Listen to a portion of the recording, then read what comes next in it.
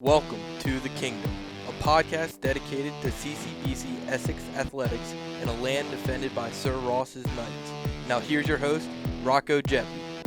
Hello again, ladies and gentlemen. Rocco Jeppy here for episode 27 of the Kingdom Podcast, and we have a special episode for you today. We are going to use this episode to preview the 2020 Women's Basketball Region 20 Division II Tournament, where your Knights are the number one seed. We thank you again for joining us. I am joined alongside Aaron Thomas. Aaron, welcome back. Oh, thanks for having me back, and always excited to talk some basketball. So we got a lot to cover in this week's episode.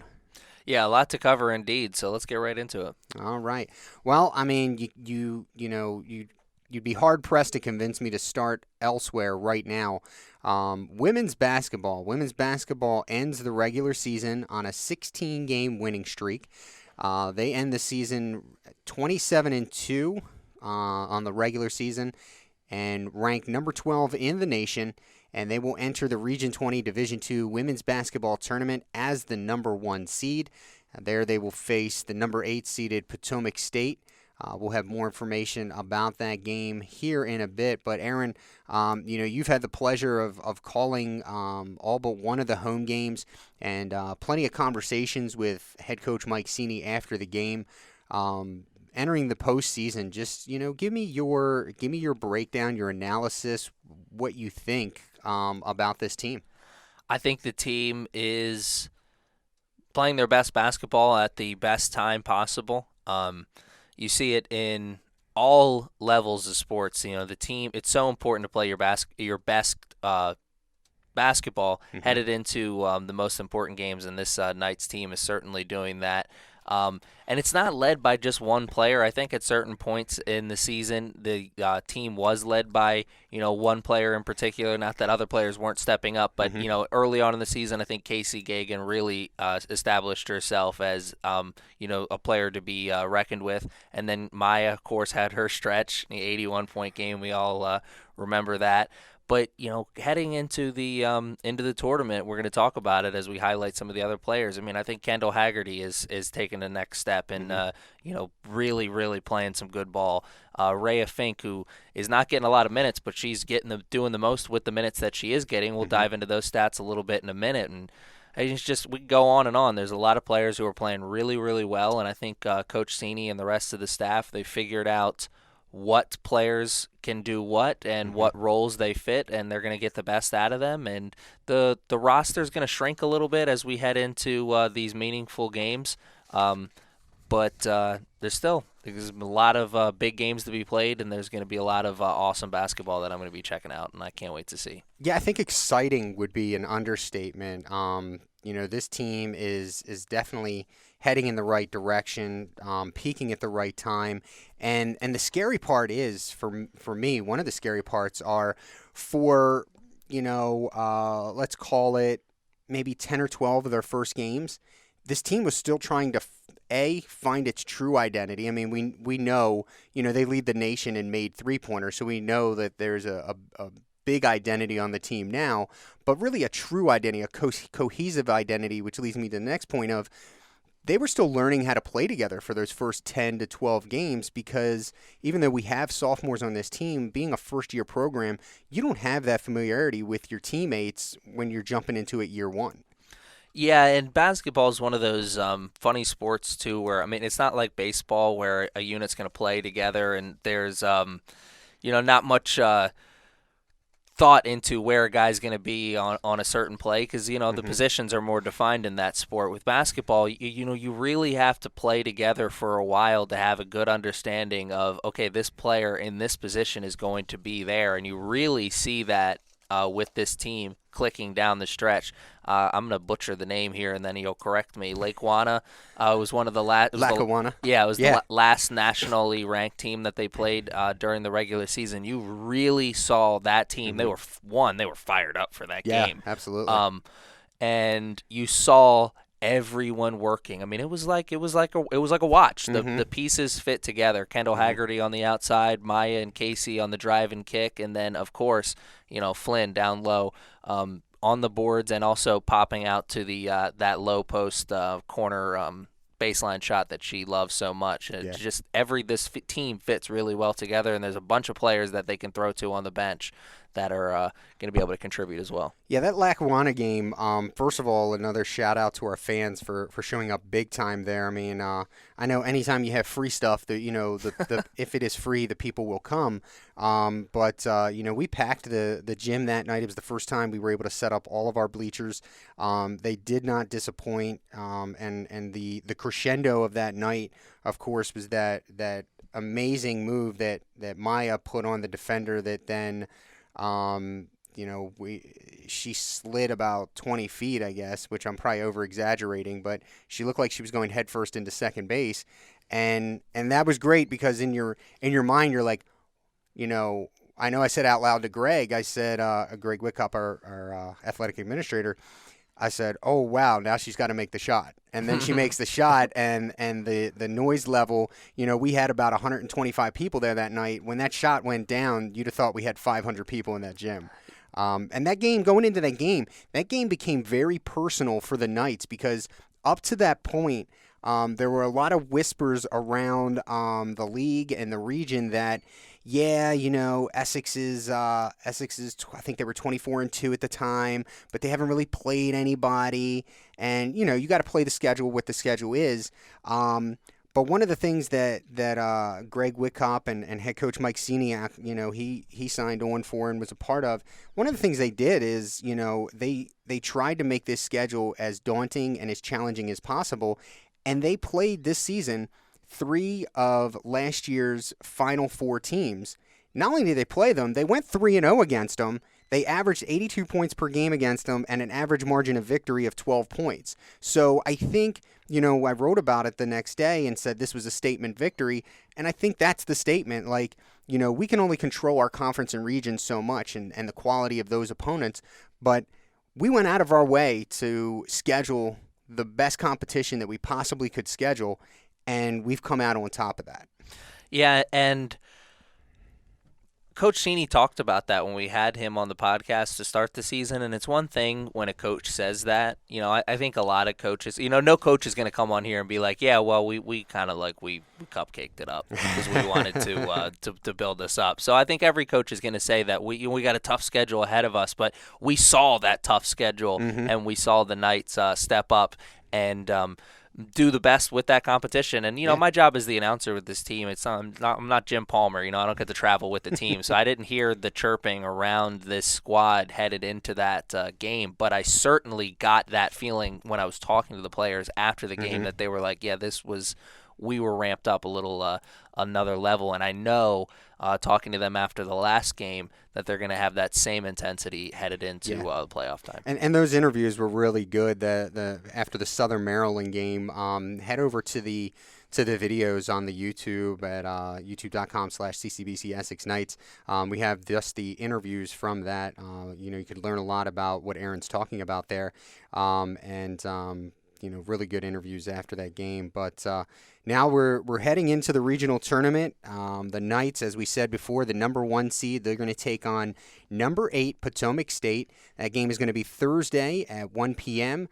at Howard Community College. They are hosting the Division II Region 20 tournament. And we're going to have more information on that. I think that might actually be the best teaser I've had all season long. I haven't been really good with my teasers going into commercial break. End on a strong note.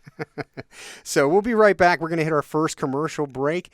You're listening to the Kingdom Podcast, a podcast dedicated to CCBC Essex Athletics. Let's talk about college. Times have changed. We've changed. I refuse to accept an education that comes with a mountain of crippling debt. I will not confuse a fancy name with a quality education. Let's talk practical. Let's talk flexible. Let's talk smart education. For all the practical thinkers, the achievers, the can't wait to get started types out there, your community college is waiting. Rethink what's possible with CCBC. Visit us online at ccbcmd.edu and see what you can be. Let's talk about college. Times have changed, and I say no to an education at the cost of crippling debt, because paying off student loans for the next 30 years is not in my financial plans. Rethink what's possible with CCBC. Visit us online and see what you can be. All right, we're back. Rocco Jeppy alongside Aaron Thomas for the Kingdom Podcast, episode number 27. And we're going to get into the Women's Basketball Region 20 Division II tournament. That's coming up on Thursday, March 5th at 1 p.m. Your Knights will take on the Catamounts of Potomac State. Technically, Potomac State of West Virginia University, I think is how they go. And these two programs meeting again this year. Their last meeting, Aaron, back on December 7th, the Knights took that game 100-71, led by Maya Moy, who had 27 points and finished with 7 boards, 6 assists. A name we don't get to call out too much, and this just goes to speak to the depth of this team, is Kobe Scott Pearson. KSP. She that's exactly why it took me a second to roll that last name, because I wrote it down as KSP in my notes. Sounds like a Russian hit person. You know what I mean? 15 points and 4 boards, 3 steals in that game. And then Casey Gagan. Casey had 9 points, 9 assists. And I've dubbed her the Queen of Theft. She finished that game with 7 steals in that game. Not a career high, obviously. She had double-digit steals when she had the quad earlier this season. But that's how the Knights showed up for that one. The interesting part, and this just kind of shows how many shots the Knights will take and from downtown. The Knights actually finished that game 39% from the field and just almost 26% behind the arc. Pot State actually shot better. They were 45% from the field and 42% from three-point land. But when you're shooting as much as the Knights shoot, and then when you force 27 turnovers and turn them into 40 points, that's kind of the difference. Yeah, no, it's a huge difference. And I can't speak for Coach Cini, but I think he doesn't care. It's not that he doesn't care about the percentages, but he's very much concerned with the attempts, the amount of attempts. Yeah. He knows that, this is a game of percentages, and sometimes the percentages aren't going to be in your favor, but if you get the shots up, if you're good, they're going to fall. Yeah, you're gonna hit them more often than not, I think. As long as they're staying in that, for the most part, as long as they're staying in that mid 30s area, and you have a handful of players that can hit that number. As a team, they're hitting about 33%, but you have Maya that's, almost shooting 40%. You have Casey almost shooting 40% from three-point land. Kendall Haggerty is right around 33%, but you're kind of okay with that because she's taking right now about 7 attempts a game.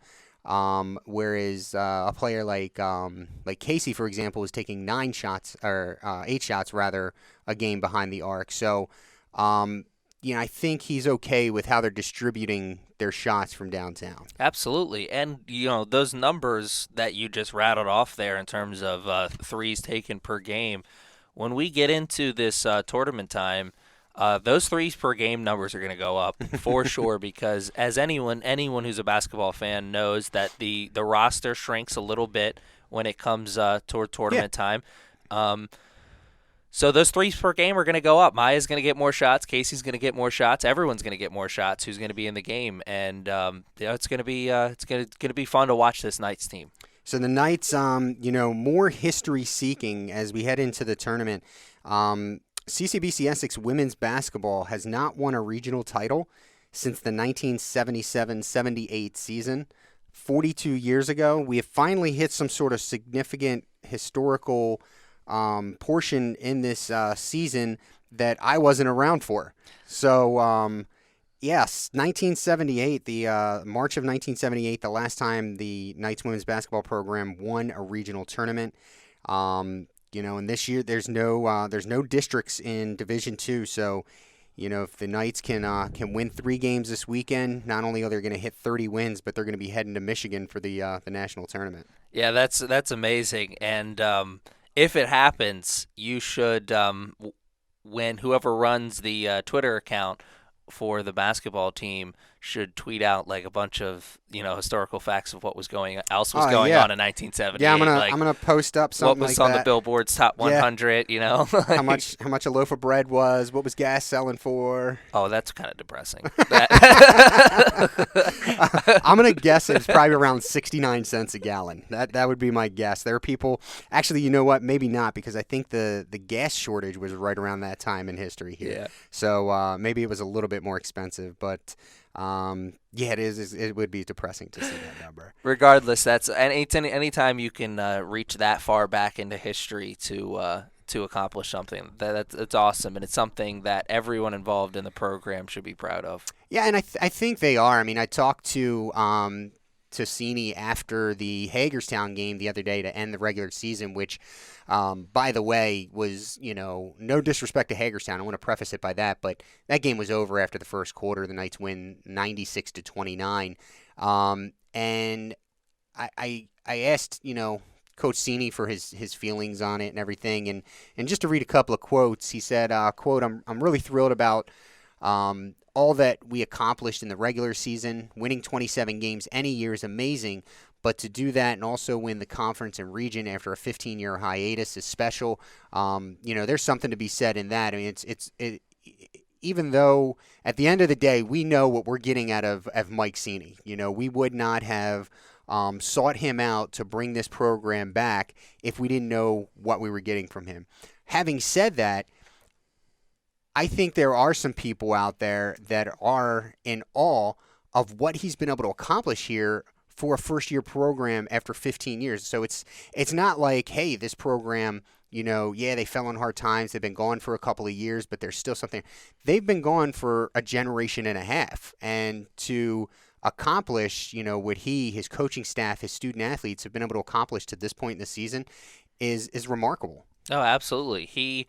I also think he'd be the first person to say that a lot of credit needs to go to the staff. Mm-hmm. So he and the staff, what they've been able to do this season, they've literally brought something back that didn't exist. I mean, it had been a long time since there'd been a program, so there was nothing to build on top of, and he's built something out of nothing, and he's got the team in a position to where they could win a region title for first time in a long time. Absolutely. He talks constantly, whether in interviews or just, talking off camera, talks constantly about his circle. And his circle is, his coaching staff, his student athletes, administration, operations, family, friends, people that are in this circle. Every time he says that, I think about Meet the Parents, and the circle of trust. But it is, because when you have, and maybe, because when we were watching him for the past 5 seasons at Hartford, we're watching from a distance. We're not involved in the day-to-day operations. And so you kind of create and acquire some tunnel vision as to what's going on. But now that, you're in the day-to-day with him, or we are, you see what he's talking about, the circle, that even though, he's a good X's and O's guy, he's a good strategic head coach, it is about the whole. And if you don't have, some semblance of, quality people around you inside and outside of the gym, you're just not going to be successful. Absolutely, and it's one thing to talk about that. It's another thing entirely to be about that. And if you watch that sideline during games, there's plenty of times during timeouts that Coach Cini is talking to one player in particular, and another coach is talking to everyone else on the team. Or there's plenty of times that something will happen, and Coach Cini's getting up out of his seat. Well, he's actually probably not sitting down. He's already standing. He's about to say something, and one of the assistants gets up out of the seat, and they say something before he can even say something, because there's that trust there with that whole staff that it's a team. Everyone's in it for one goal and one thing, and everyone has a like-minded everyone's like-minded here with the team. Definitely. Well, we're going to get ready to head into our commercial break. We'll send you in with this final quote from head coach Mike Cini, and then we're going to break down a couple of the basketball student athletes. All of this success that we've been talking about at this time, but like any head coach, Cini knows that it doesn't end with the regular season. He said, quote, "Our goal has been to win the region and make it to the national tournament in Michigan. So even though we are excited about our season to date, we still have more work to do." And when we return from this commercial break, we'll tell you and break down some of those student athletes with which he will do that work. You're listening to the Kingdom Podcast, a podcast dedicated to CCBC Essex Athletics. Let's talk about college. Times have changed, and I refuse to accept an education that comes with a mountain of crippling debt. Because paying off student loans for the next 30 years is not in my financial plans. For all the practical thinkers, the achievers, the can't wait to get started types out there, your community college is waiting. Rethink what's possible with CCBC. Visit us online at ccbcmd.edu and see what you can be. We are back. Rocco Jeppi alongside Aaron Thomas, and we are heading into the final segment of this podcast, episode number 27. It's our women's basketball region tournament edition, as the women are heading into the Region 20 Division II women's basketball tournament as the 1 seed facing Potomac State, the number 8 seed. Again, that's going to be Thursday, March 5th at 1 p.m. at Howard Community College. If you have any more questions or need some information from that, feel free to follow us on Twitter at CCBC Essex Sports. You can also find information on the website at ccbcessexknights.com. So, Aaron, we're going to, get into breaking down some of these players and student athletes, I should say, and, going to spend a little bit of time on 5 of the players that that we feel are going to be needed to have the biggest impact in this tournament, ultimately send them to Michigan for the national tournament. I think we have to start out with the first 2 that we have to start out are pretty obvious, and that's Maya Moy and Casey Gagan. Yeah, absolutely. Anyone who's followed this team knows that they really drive the bus, particularly offensively. Casey Gagan, we know, is a tremendous defender as well, but they really, really drive the bus offensively.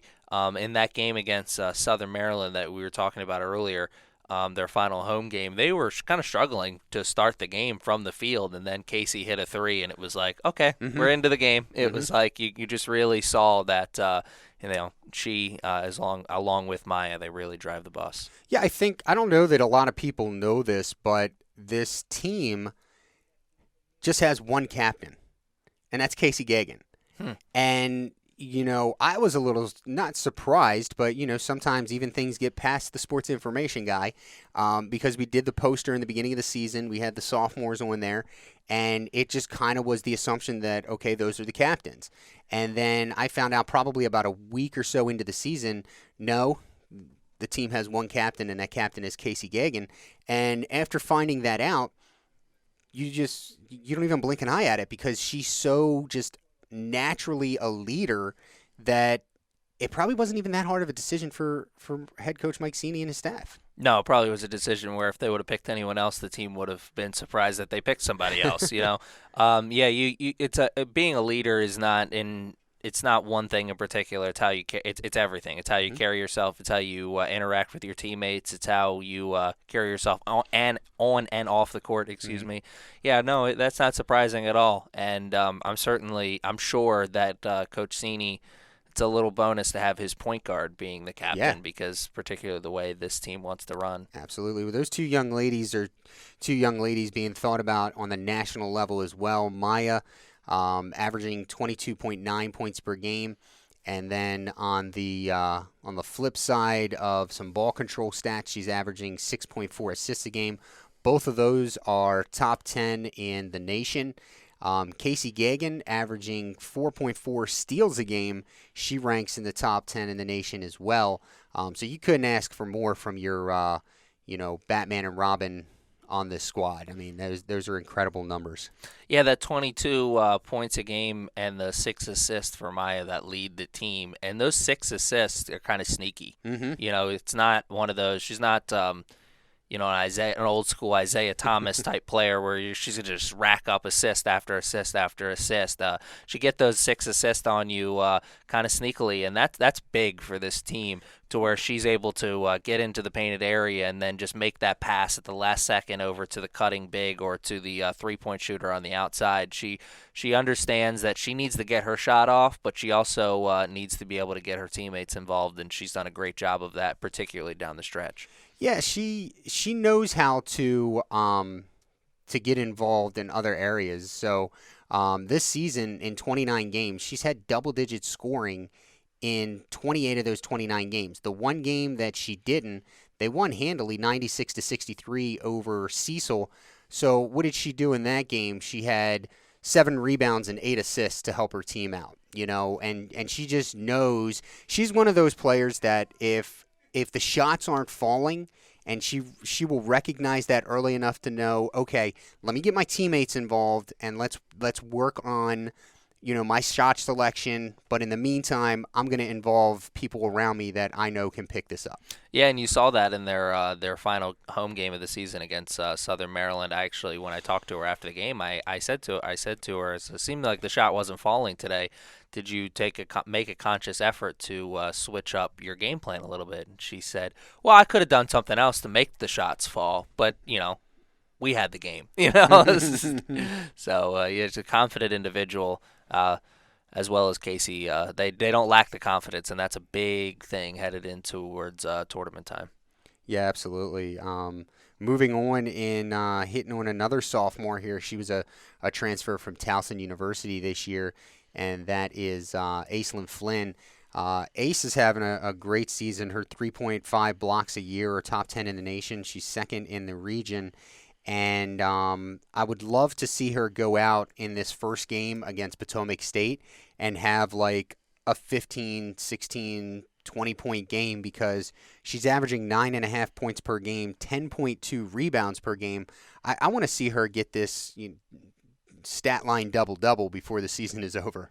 I think I don't know about for the season or in terms of averages, but you'll definitely see a couple, 1 or 2 performances like that from Flynn in down this stretch, because she's one of those hot or cold shooters in terms of the shot. She's not going to get the same volume of shots up as Maya or Casey is, or Kendall for that matter, but when she does get her shots and when they're falling, she's going to get even more shots. And she has a couple spots on the floor that she really likes. She really likes that baseline jumper. She really likes the top of the key 3. And if they are open, she's going to take them, and she can hit them. And she's seen that. We've seen that she can hit those shots. And I think if Maya or Casey or somebody else on the team has a big game, those shots are going to be even more open for her. So we could see her, have a sneaky 15-15 kind of game where, it's just she has 15 points on like 8 shots. I mean, those 8 shots were the 8 shots that she likes and she knows she can hit. And that's a really good point that you bring up, because as much as this team loves to shoot from the outside, if you're Ace Flynn, you have to be really excited about that at this point in the season, because what that should mean is that should open up some things inside in the post, and you should be able to, I call her, I wanted to call her the Masked Marauder, but I used one of your lines. I hear you use the block party a lot, and she posted a picture of herself with the mask because she broke her nose earlier in the season, and I told her, you have to wear a mask to get into this block party. And I think as well as she has been, as good as she has been on the defensive end, I'm really not going to be surprised if she has an offensive output in one of these regional games that we're just like, yeah, that's the ace that we wanted to see, scoring that amount of points, because you're in the region, talking to your point earlier, or off of that point earlier when you said the roster becomes smaller in the postseason, defenses become a little bit more aware in the postseason too. And so it's no surprise right now that the Knights lead the nation in made 3-point shooting. So I'm not saying they're still not going to get their chances and they're still not going to knock them down. I mean, I think they're going to move through the regional tournament and shoot 40 or better % from behind the arc. But I am saying that they need to be cognitive of the fact that those inside opportunities are probably going to be available as well. And, Ace, if she's paying attention to that, she should have a really good tournament. Yeah, absolutely. And I think you're going to see that, like I said before, I think it's going to be a sneaky big performance from Ace when it happens. She's certainly capable of having big performances. Like I think she could have a 30-point game, and I don't think it would be that surprising at all. But I think what we'll probably see is we'll see some games where instead of coming right out of the gate shooting the threes, you may see a little pick and pop with Ace, get her a couple shots going, and then that's going to get the defense thinking about her, and then less thinking about the three-point shot, and then next thing you know, Kendall Haggerty's hit a couple threes.